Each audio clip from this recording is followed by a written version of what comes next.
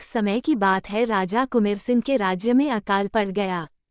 राज्य में किसी को परेशानी न हो इसलिए राजा ने अपने खजाने खाली कर दिए और अन्य राज्यों से अनाज सब्जियां मंगाकर जनता को बचाया।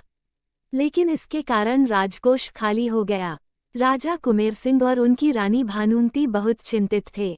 वे दोनों अपने कुलगुरु के पास गए जो पास ही के जंगल में कुटिया बनाकर रहते थे। राजा ने अपनी सारी परेशानी उनके सामने रखी। कुलगुरु ने कहा, मैं तुम्हें एक चिड़िया देता हूँ, जब तक ये तुम्हारे पास रहेगी तुम्हारे राज्य में खुशहाली रहेगी। जो भी निर्णय लो इससे पूछ कर लेना, लेकिन ये तुम्हारे अलावा किसी और के सामने कुछ नहीं बोलेगी।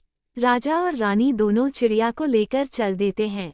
तभी गुरुजी ने कहा, राजन, इस चिड़िया को हमेशा खुश रखना, नहीं तो तुम भी खुश नहीं रह पाओगे। राजा रानी चिड़िया को राजमहल में ले आते हैं। इसके बाद राज्य से संबंधित जो भी निर्णय लेने होते राजा अकेले में चिड़िया से पूछता और चिड़िया जो बताती उसके अनुसार निर्णय लेता था। देखते ही देखते राज्य बहुत खुशहाल हो गया। ये देखकर राजा रानी बहुत खुश हुए, लेकिन राजा को एक डर सताने लगा कि कल इस चिड़िया को कोई ले गया तो क्या होगा।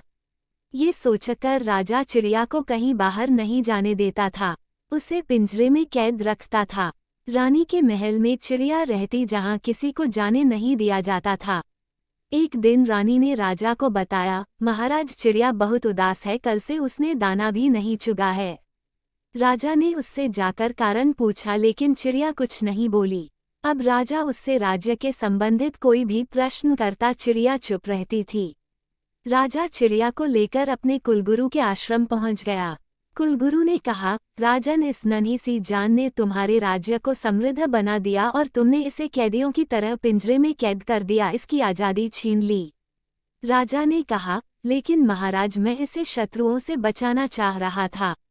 कुलगुरु, नहीं राजन, तुम इसे खोने से डर रहे थे, क्योंकि तुम अब सही निर्णय लेने के काबिल नहीं रहे। राजा को बात समझ में आ जाती है। वो कहता है, गुरु जी, मुझे अपनी भूल का एहसास है।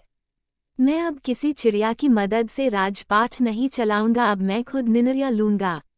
ये कहकर वह वापस आकर अपने राज्य की देखभाल करने लगा। शिक्षा, किसी भी जीव की आज़ादी छीन लेने से उसकी प्रतिभा नष्ट हो जाती है।